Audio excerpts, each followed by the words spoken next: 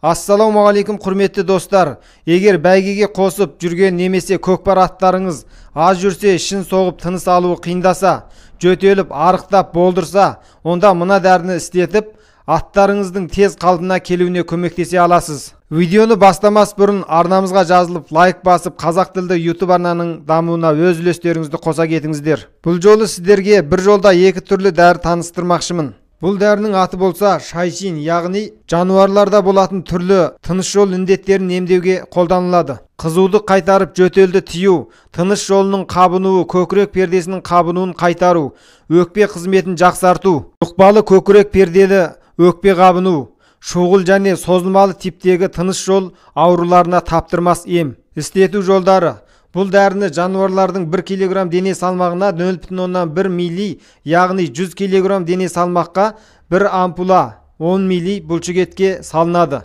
Бұл тек жылқыларда емес, басқа 4 түлік малдарға да қолдануға болады. Ескерте кетейін, бұл дәріні басқа қышқыл сұйықтықтармен сұйылтуға болмайды, және қан ауруы бар жылқы мен итке салуға болмайды. Дәрі солпамиттік дәрі түріне жатады.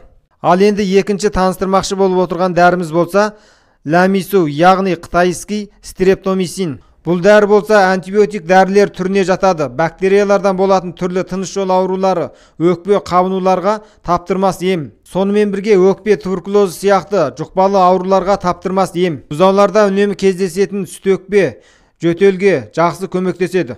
Ал енді сіздерге осы түрдегі дәрілер керек болса, төменде номерін қалдырам, номерге хабарласып заказ берулеріңізге болады. Қазақстанның кез келген ауыл аймақтарына пошта арқылы салып береміз. Видео пайдалы болса лайк басып, арнаға жазылып, достарыңызбен бөлісіп, қазақ тілді YouTube арнаның дамуына өз үлестеріңізді қоса кетіңіздер.